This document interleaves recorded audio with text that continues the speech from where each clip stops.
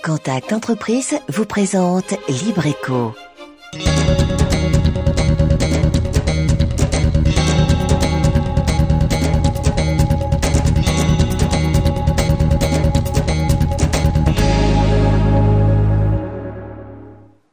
Salut à tous, c'est Libreco, ravi de vous retrouver pour cette nouvelle émission. Voici donc le sommaire de ce soir.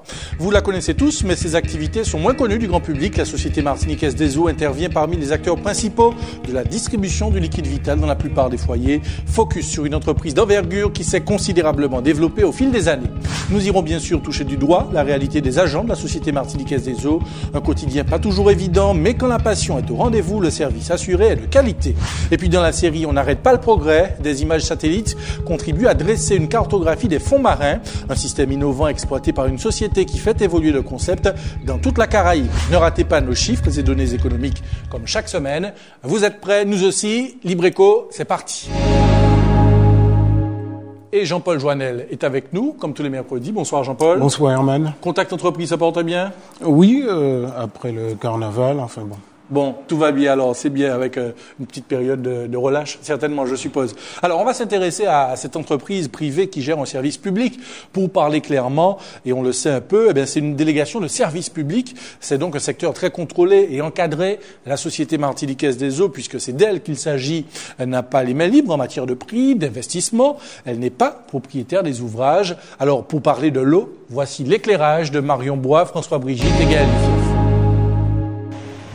Chaque jour, 60 millions de litres d'eau passent des rivières à nos foyers. Mais avant de se retrouver au robinet, la route est longue. Ça, c'est le point d'injection, ouais. Okay. La gestion de l'eau est un service public. La SME en est délégataire pour le compte de 2 regroupements de communes, les syndicats du SIXM, du SCCNO, mais aussi pour la ville du Lamentin. La société assure l'exploitation des infrastructures, mais ce sont les collectivités locales qui restent responsables du service. La collectivité choisit le mode de gestion, c'est elle qui fixe le prix au global du service. Ce prix ensuite il se décompose, mais au global c'est bien la collectivité qui fixe ce prix. Et elle nous confie à nous principalement une fonction d'exploitation des ouvrages qu'elle a conçus, qu'elle a construits et qu'elle a payés sur ses deniers en investissant dans des usines, des réseaux, des stations d'épuration.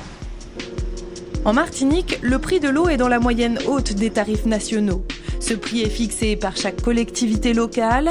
63% des revenus sont reversés à la SME, 25% aux syndicats intercommunaux et les 12% restants couvrent les taxes. Avec les actualisations, là aujourd'hui, pour ce semestre-ci, on est à 2,60 le mètre cube, ok. Ces tarifs sont revus régulièrement selon un principe simple, l'eau paye l'eau. Ce que paiera l'usager à travers sa facture, ce sont uniquement l'entretien et la distribution de l'eau qu'il a au robinet. C'est en fait ce qu'il consomme qu'il assume, quoi, et pas plus, quoi. Dans le prix sont donc intégrés les coûts liés au service, mais aussi les besoins en investissement. Chaque année, la SME constitue un fonds de 3,5 millions d'euros pour les petits travaux sur le territoire du SIXM. Comme la zone s'est fortement agrandie, on a été obligé de renforcer la vieille conduite qui était défectueuse pour pouvoir alimenter tous les riverains. Les travaux directement financés par la société ne dépassent pas 600 000 euros. Les gros investissements, eux, sont faits par les syndicats intercommunaux. Exemple, les réservoirs, les usines d'eau, les grosses canalisations de distribution. Il y a des schémas directeurs qui sont établis. Il y a des bureaux d'études avec la collectivité et nous en tant qu'exploitants qui faisons l'étude générale. Et c'est la collectivité qui lance ces investissements. En tant que délégataire de service public, la Martiniquaise des eaux doit rendre des comptes. Tous les ans, elle adresse un rapport à chaque collectivité locale avec un suivi de son activité. Ce qui lui permet d'apprécier si la performance est conforme à celle qui est exigée contractuellement. Avec 100 000 clients, la société a généré en 2010 un chiffre d'affaires de 36 millions d'euros. Les bénéfices, eux, s'établissent à 1 million d'euros, soit 3% du chiffre d'affaires. Des informations qui sont ensuite décortiquées.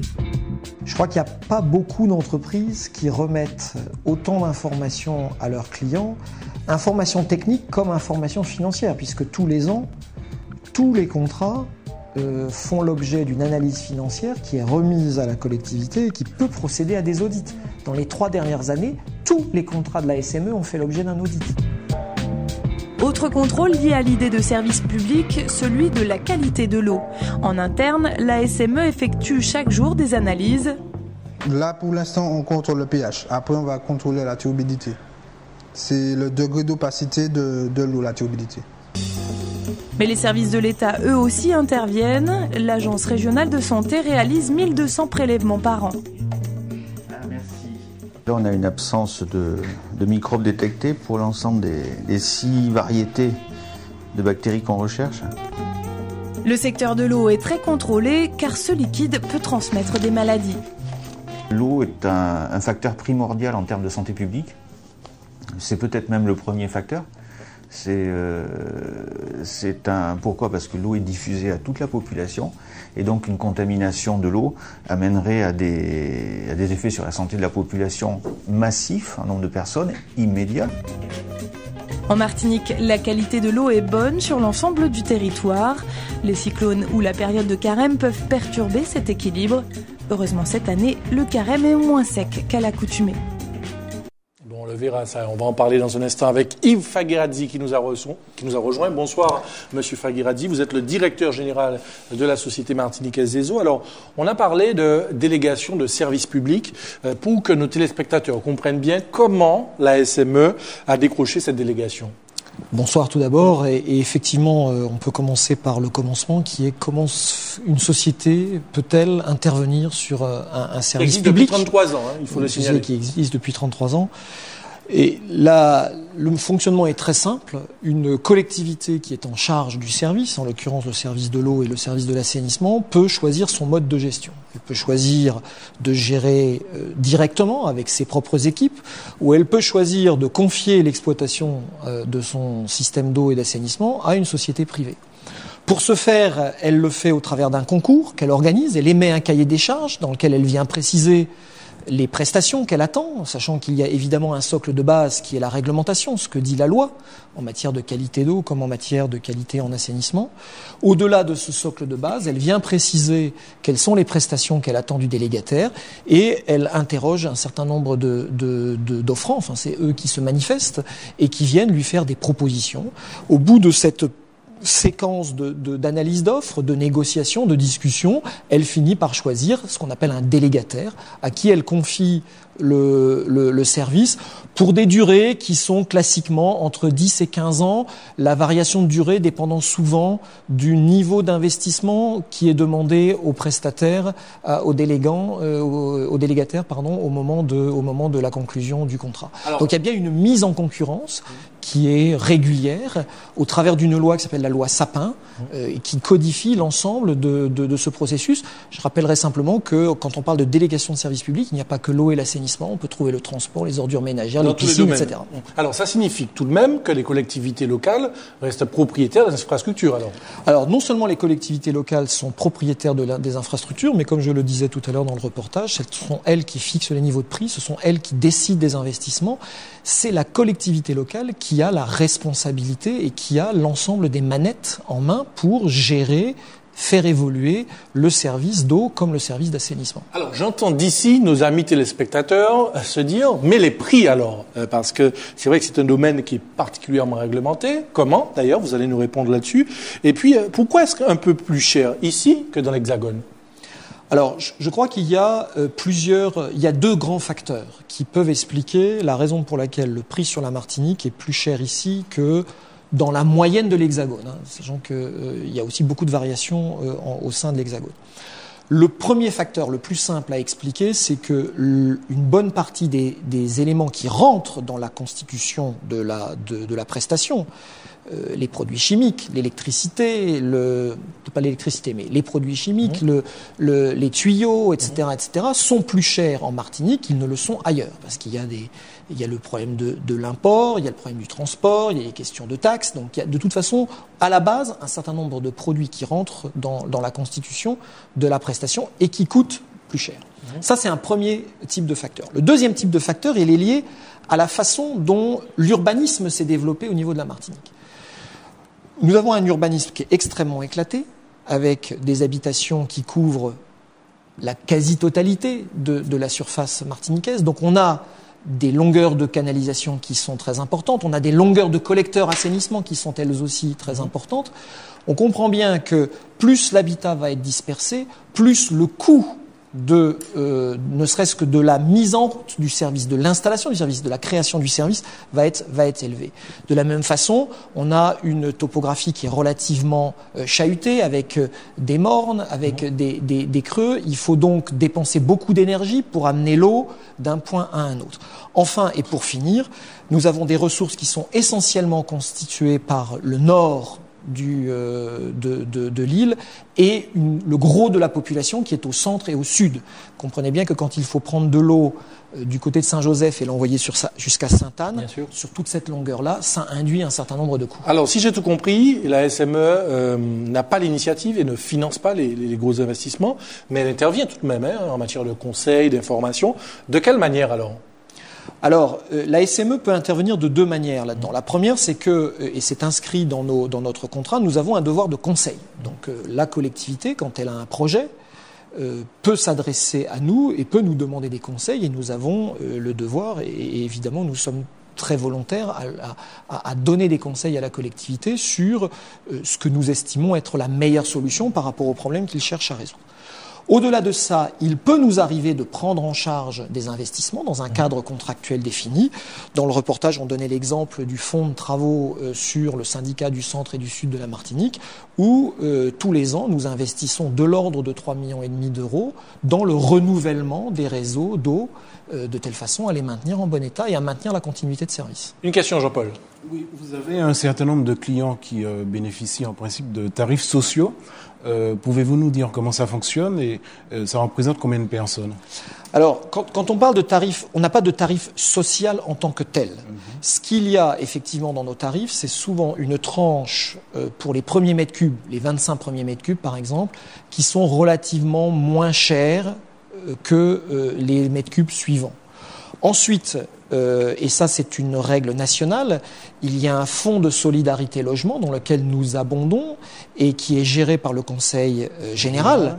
Et donc, des clients qui auraient des soucis de paiement de leurs factures peuvent s'adresser à ce fonds pour se voir aider dans leur paiement de la facture. Ensuite, nous travaillons en étroite relation avec les services sociaux des collectivités, nous travaillons en étroite relation avec les agents qui sont sur le terrain et qui gèrent les situations difficiles, socialement difficiles, pour essayer de trouver des solutions, au travers de moratoires, au travers d'étalements. Encore une fois, il y a les gens qui viennent chez nous avec un souci de paiement, on essaye vraiment de trouver une solution avec eux, conforme à leur capacité à payer. Alors, M. Faguiradi, nous allons maintenant toucher du doigt la réalité des agents de la Société martiniquaise des eaux. Un quotidien pas toujours évident, mais quand la passion est au rendez-vous, vous allez le voir, le service assuré est de qualité.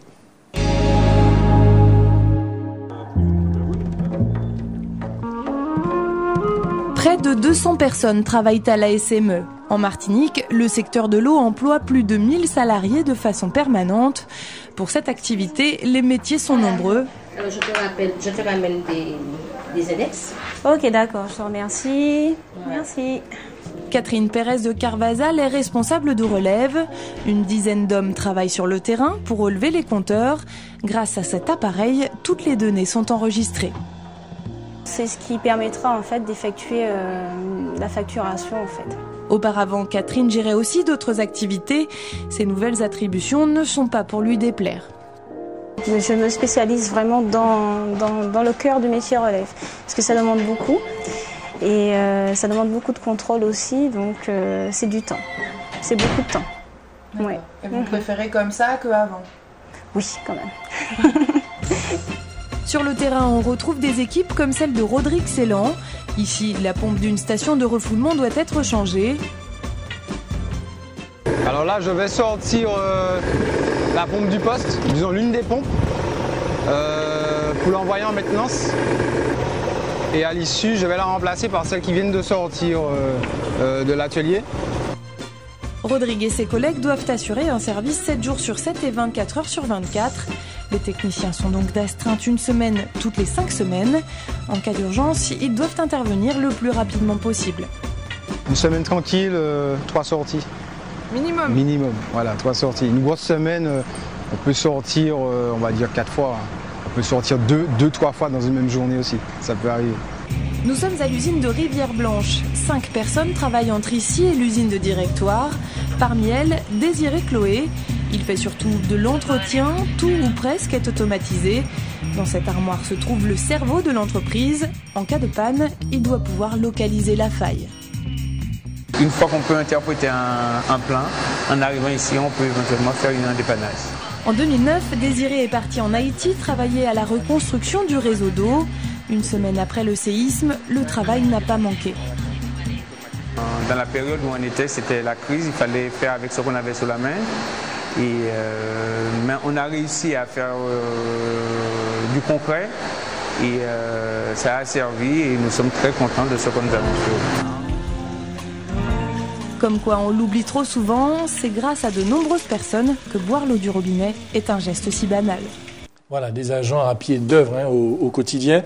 Alors, Monsieur Fagheradzi, on va parler de notre aspect qui est intéressant, qui concerne aussi nos amis téléspectateurs, la qualité de l'eau. Est-ce qu'il y a des contrôles pratiqués régulièrement ? Alors, je crois que l'eau potable est le produit alimentaire le plus contrôlé dans tout ce que vous consommez au quotidien. D'accord, donc on soit rassuré. Ah oui, on peut être totalement rassuré. Il y a plus de 60 paramètres qui sont analysés de façon indépendante. Vous avez interviewé Monsieur Didier Camille donc de l'ARS. C'est donc l'ARS qui fait ces contrôles.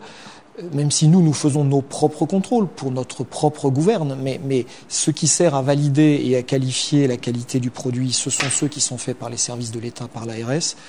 Et l'eau est vraiment un produit extrêmement surveillé. Et sur la Martinique, nous avons un produit d'excellente qualité au robinet qui respecte bien évidemment l'ensemble des normes françaises, mais au-delà des normes françaises, des normes européennes, qui sont plus drastiques que les normes de l'Organisation mondiale de la santé. Donc vraiment, quel que soit le territoire, quel que soit l'endroit, nous avons sur la Martinique un produit de très grande qualité et très surveillé et très constant dans sa qualité. Alors justement, puisque vous êtes une filiale de la Lyonnaise des Eaux, le groupe Suez Environnement, est-ce que ça encore c'est un gage de qualité et puis justement de satisfaction qui vous apporte un peu plus d'atouts ? Alors effectivement, la Société Martiniquaise des Eaux a comme maison mère Lyonnaise des Eaux, elle-même filiale de Suez Environnement, qui est un groupe mondial, qui est l'un des leaders en matière d'eau et d'assainissement. Et ça donne à la Société Martiniquaise des Eaux une grande solidité technique, professionnelle, parce que aujourd'hui, nous ne sommes pas tout seuls en Martinique. Quand nous avons besoin d'un conseil, quand nous avons une situation sur laquelle nous souhaitons une expertise, vous pouvez vous appuyer cette expertise, on peut la trouver au sein du groupe. Elle est disponible 24 heures sur 24 au sein de l'ensemble des structures que le groupe procure. Et ça donne une très grande sécurité au service de la qualité du produit. Jean-Paul ? Oui, est-ce que vous pouvez nous dire, avec l'expérience qui est la vôtre, comment les choses vont évoluer en matière de disponibilité de la ressource en eau pour les consommateurs ? En clair, est-ce qu'il y aura des pénuries dans les années qui viennent, comme on en a connu précédemment ? D'autant plus qu'on entre dans la période du carême. Absolument. Alors, la Martinique a ceci de particulier qu'elle est soumise à un certain nombre d'aléas naturels. On a vécu en 2009 une période d'intempéries très forte, on a vécu Dine, nous avons vécu quelque part un petit peu Thomas, même si c'était nettement moins fort que Dine. L'an dernier, il y a eu une période de carême difficile. Ces situations vont se répéter. Là, on ne peut pas y faire grand-chose en tant que tel. Par contre, et c'est tout le travail que nous faisons avec toutes les collectivités, que ce soit le Nord Caraïbe ou que ce soit la CACEM ou que ce soit le SIXM, notre objectif aujourd'hui, c'est de renforcer les moyens que nous avons pour faire face à ces crises. Avec deux objectifs, raccourcir le temps de remise à la normale et faire en sorte que tous les clients soient traités sur un pied d'égalité par rapport à ces difficultés. Aujourd'hui, on ne va pas se le cacher, on a des endroits qui sont plus souvent soumis à des problèmes de coupure d'eau que d'autres. Par la topographie du réseau, par l'altitude à laquelle se placent les gens, toute une série de raisons techniques qui font ça. Donc aujourd'hui, on est en train de travailler de telle façon à faire en sorte que le service y compris quand il est en situation, on va dire, de service minimum, puisse être fourni de façon égalitaire pour tout le monde et surtout qu'on puisse accélérer les retours à la normale. En tout cas, les choses vont s'améliorer dans les mois et les années à venir. C'est notre objectif. C'est la bonne nouvelle du soir. Allez, le chiffre de la semaine, mon cher Jean-Paul, 2015. Alors 2015, c'est une année, c'est l'année 2015. C'est la date à laquelle la Martinique, comme les autres régions européennes, doit atteindre ce qu'on appelle un bon état écologique de ses milieux aquatiques. On parle d'eau à l'instant. Alors c'est en effet une directive cadre européenne sur l'eau qui a été adoptée le 23 octobre 2000, qui établit donc le cadre de cette politique communautaire dans le domaine de l'eau. Elle fixe un objectif plutôt ambitieux, et j'allais dire extrêmement ambitieux quand il s'agit de la Martinique, d'atteindre de bon état des eaux, si possible, dit-on, en 2015. En fait, sauf si des raisons d'ordre technique, naturel, on vient d'en parler, ou économique, justifient que cet objectif ne soit pas atteint dans ce délai. Alors justement, est-ce que depuis 2000, la Martinique a progressé dans ce domaine ? Alors, il faut dire qu'un très gros travail a été effectué avec de nombreux acteurs, parce que c'est un domaine où il existe de nombreux acteurs, y compris nous-mêmes, les consommateurs, au sein d'une structure qui s'appelle un comité de bassin. Le bassin, c'est quoi ? Eh bien, c'est l'île de la Martinique, avec ses cours d'eau, ses plans d'eau, les eaux souterraines, les eaux côtières, etc. Et il faut souligner à cette occasion, quand même, la qualité du travail qui a été effectué par la présidente du comité de bassin, Madeleine de Grandmaison. En 2002, il y a eu un document de planification qui a été élaboré, qui s'appelle le schéma directeur d'aménagement et de gestion des eaux. Vous savez que dans cette émission, on évite les sigles. Ça veut dire le SDAGE. Et le SDAGE a fixé des orientations fondamentales pour une gestion équilibrée de la ressource en eau en Martinique. Et depuis 2004, il y a une révision de ce document qui a été mise en route et qui a abouti à un nouveau SDAGE. Donc, je répète, schéma directeur d'aménagement de gestion des eaux en 2009. Et ce nouveau SDAGE est valable combien de temps ? Alors, on travaille apparemment dans ce domaine par cycle de 6 ans, donc il est valable jusqu'en 2015. Est-ce que nous allons atteindre les objectifs jusqu'en 2015, justement ? Alors, je ne sais pas si M. Faguerdi sera d'accord avec moi, mais je crois que c'est quand même peu probable.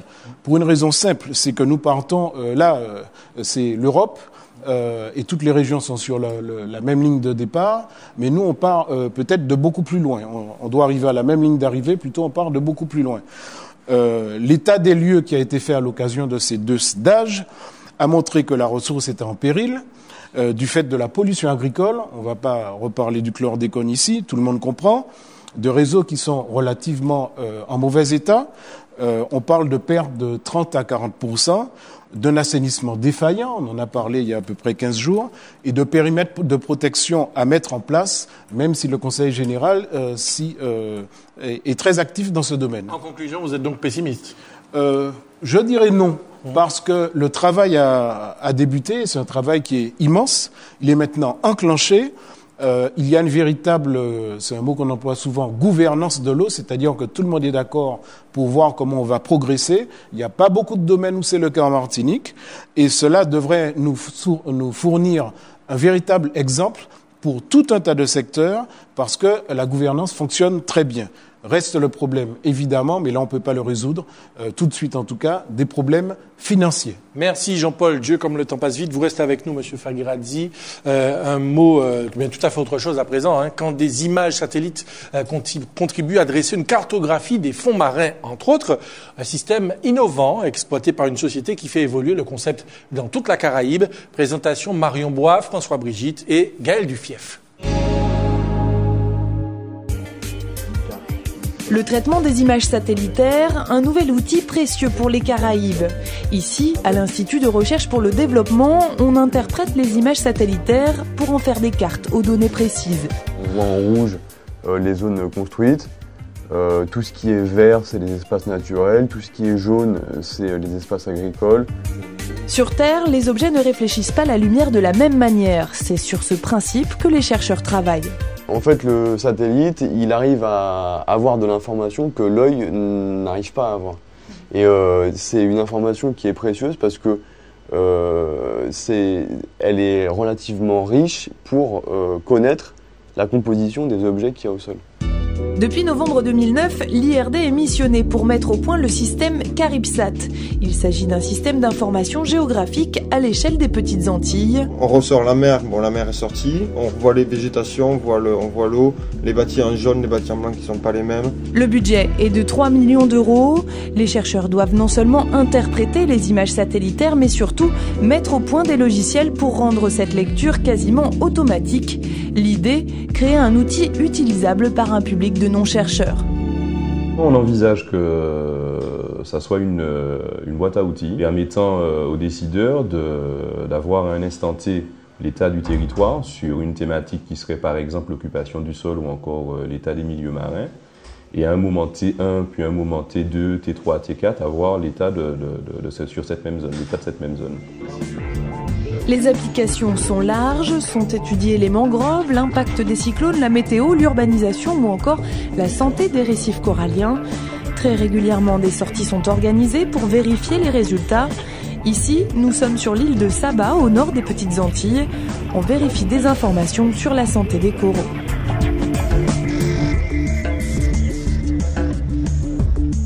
Bon, aux Darley, moi j'ai besoin de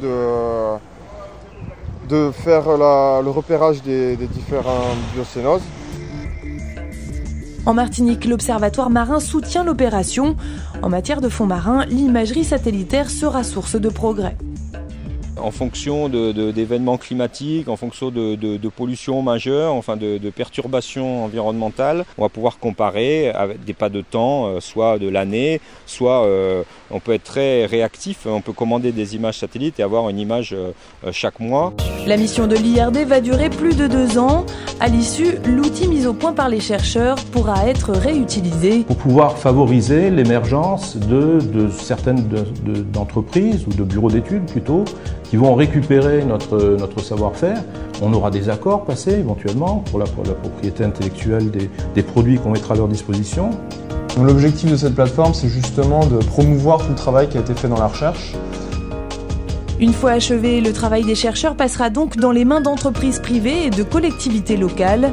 Ici est présenté l'exemple de la Nouvelle-Calédonie. Sur cette île, une société privée s'est créée autour de l'imagerie satellitaire et pour l'heure, c'est un succès. Et nous sommes de retour en plateau pour la fin de cette émission. Alors Yves Faghiradzi, peut-être un mot sur les enjeux. On a parlé d'assainissement, on a parlé de l'eau potable. Pour la SME, la Société Martiniquaise des Eaux, la projection pour les années à venir, quelle est-elle ? Alors je crois qu'au niveau du service, on en a un peu parlé, sur l'eau potable, continuer le travail de sécurisation de l'alimentation face aux aléas naturels qu'on évoquait tout à l'heure. Sur l'assainissement, continuer à développer le service et à l'améliorer dans sa performance. Pour la SME, être à la hauteur de ces enjeux, apporter des solutions, être un apporteur de technologie, être un apporteur de savoir-faire, faire du transfert de technologie et de savoir-faire vers les équipes de la Martiniquaise des Eaux, vers la Martinique, au service des collectivités que nous avons le bonheur de servir aujourd'hui. En tout cas, Monsieur Yves Faghiradzi, on vous remercie d'être venu nous parler de l'activité de la Société Martiniquaise des Eaux. C'est vrai qu'on en entend parler tous les jours, mais on sait peu ce qui se passe à l'intérieur. Donc, en tout cas, merci pour toutes ces informations. Et puis, un salut évidemment à tous vos collaborateurs qui œuvrent au quotidien pour nous permettre de bénéficier de cette eau potable et de qualité. Vous nous l'avez dit. Merci à vous. Tout à l'heure. Dans un instant, la conclusion de Libreco, mais avant, l'agenda Contact Entreprise. Qu'est-ce qu'il y a à noter sur notre calendrier, Jean-Paul ? La prochaine grosse étape pour nous, c'est l'organisation d'un forum des métiers. C'est une opération classique dont on parle souvent ici, mais c'est un peu un des éléments principaux de notre mission à Contact Entreprise. Et cette fois-ci, c'est le collège Paul Saint-Fort du Robert qui sera concerné. Ce forum des métiers aura lieu le 18 mars. Et à travers cette opération, on essaie de présenter aux jeunes concernés qui seront des jeunes qui appartiennent à des classes de 3e, majoritairement, il y a aussi des 4e, des métiers qui sont vraiment très différents, de manière qu'ils aient une vision beaucoup plus large que celle qu'ils ont au quotidien ou par leur enseignement. Donc les professionnels viennent sur place parler de leur expérience, comment ils sont arrivés à ce qu'ils font aujourd'hui. Des initiatives toujours aussi intéressantes. Merci mon cher Jean-Paul. On va se retrouver évidemment la semaine prochaine, mercredi prochain, dans Libre Éco sur ATV. D'ici là, passez une excellente semaine et à très bientôt. Bonne soirée.